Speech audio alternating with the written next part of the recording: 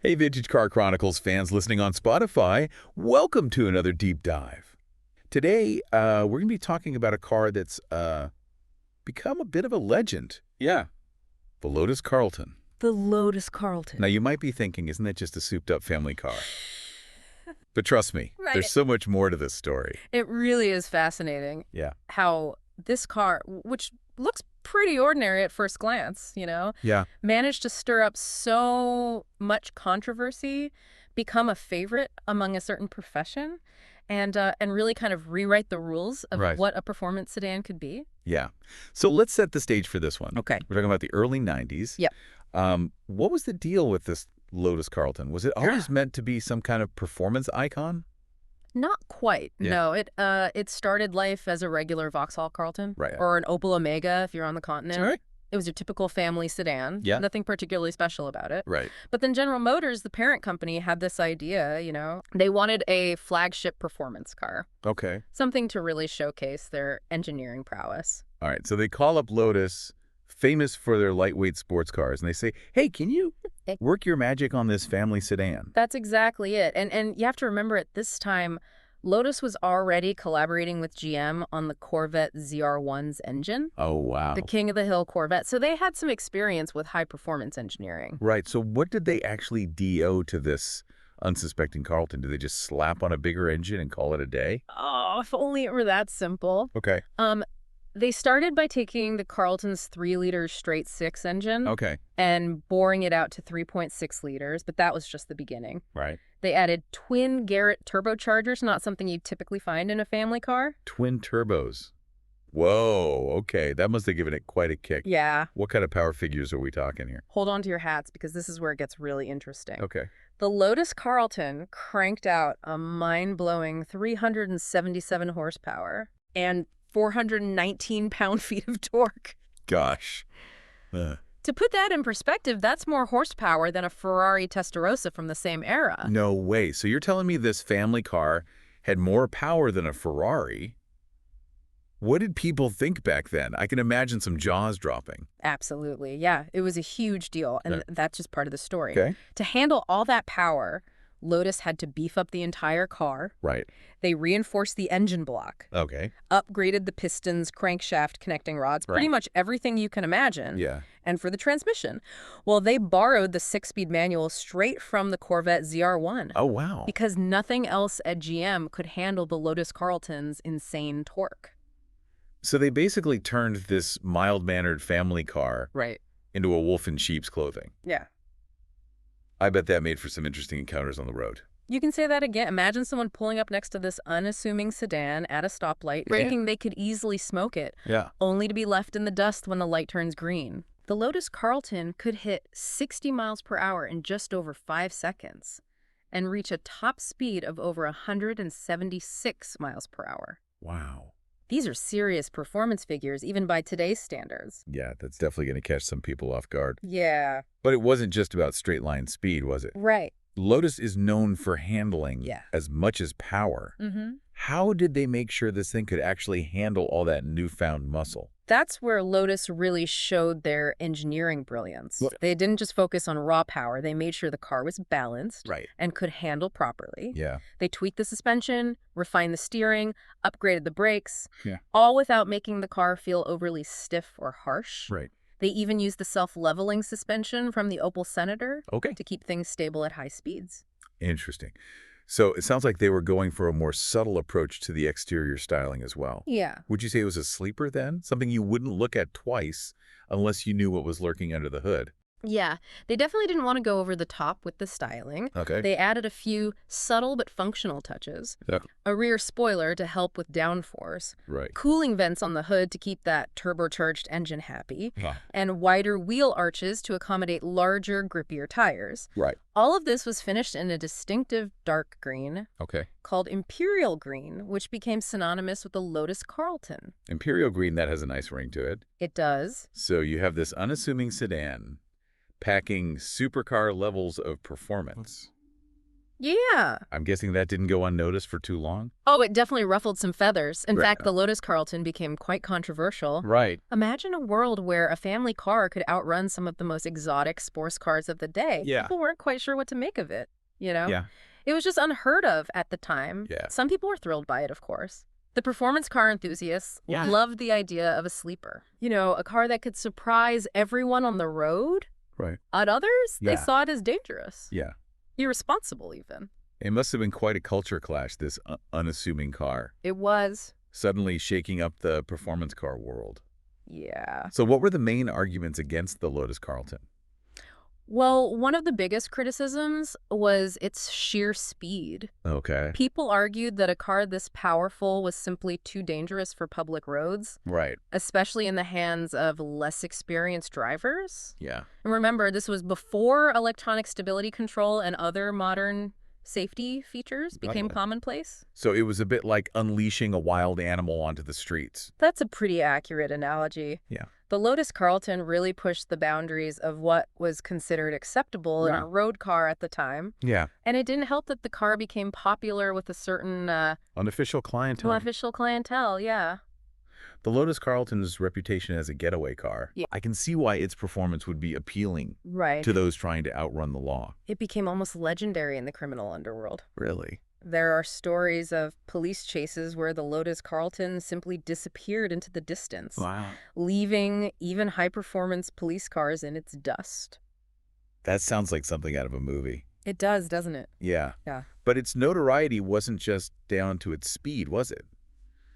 I imagine its unassuming looks also played a part. Absolutely. The Lotus Carlton was the ultimate sleeper. Right. Criminals could blend in with traffic looking like any other family on the road Yeah. and then just disappear when things got heated. It's funny how a car's reputation can take on a life of its own. It really is. So you have this incredible performance mixed with controversy, Yeah. a touch of notoriety. I'm guessing that must have translated into impressive sales figures. Actually, not quite. The Lotus Carlton was a pretty exclusive car. They only made 950 of them. Wow. And they were quite expensive for the time. The price tag was around £48,000, which would be a small fortune today. Gosh, so it was more of a niche product then. Something for serious car enthusiasts. Yes, yeah. Who wanted something truly special. Yeah, and that exclusivity combined with its performance and, yes, even its notoriety Yeah. has made the Lotus Carlton a highly sought-after classic car today. I bet those 950 owners are pretty happy with their investment right now. I would imagine so. So let's dive a little deeper into the technical side of things. Okay. The sources mention some incredible details Yeah. about how Lotus transformed this ordinary Carlton Right. into a performance monster. Yeah. One of the most fascinating aspects is how much attention they paid to detail, Okay. even down to individual engine components. Okay. For example, they didn't just throw in any old crankshaft. Right. They actually used different types during the development process. Interesting. Initially, they used billet steel crankshafts, Okay. which were machined in Italy. Wow. But for the production cars, they switched to forged crankshafts from Opel. Okay. Which were then sent to a specialized machining company in Germany for further refinement. That's incredible. It's like they were obsessed with finding the perfect crankshaft for the job. They were. They really were. Wow. And it wasn't just the crankshaft. Okay. They took the same meticulous approach to pretty much every part of the engine. Yeah. For example, the cylinder head was heavily modified. Okay. Even though it was based on the original Opel design, Right. they lowered the compression ratio Okay. to make it suitable for turbocharging Right. and used forged slipper pistons from Moly, a top piston manufacturer. I'm starting to understand why this car was so expensive. Yeah. They basically rebuilt the entire engine from the ground up. They pretty much did. And all this just to make sure it could handle the stress Yeah. of those twin turbochargers. Exactly. And remember, this was back in the early 90s. Right. Long before computer-aided design and simulation were as advanced as they are today. Right. So a lot of this engineering was done the old-fashioned way, Yeah. with trial and error meticulous testing Wow. and a lot of skilled craftsmanship. It's amazing to think about the level of dedication that went into this car. It really is. It wasn't just about slapping on some go-fast parts. It was a Right. complete re-engineering It was a complete transformation. of the entire powertrain. Yeah. And what about the exterior design? We talked about those subtle modifications. Right. But were there any other details that stood out? Well, aside from the spoiler, the vents, and the wider wheel arches. Yeah. They also made some changes to the interior. Oh, okay. The seats were upgraded Right. to provide more support during spirited driving. Okay. And there were a few subtle Lotus badges to remind you that this wasn't your average Carlton. So they added just enough to hint at the car's performance potential. Exactly. Without shouting about it. Yeah. It was still a sleeper at heart. Precisely. Oh. And that was part of its appeal. Yeah. It was a car for those who knew Right. a car that didn't need to brag about its performance. Right. It just delivered. And that brings us back to its reputation, both good and bad. Right.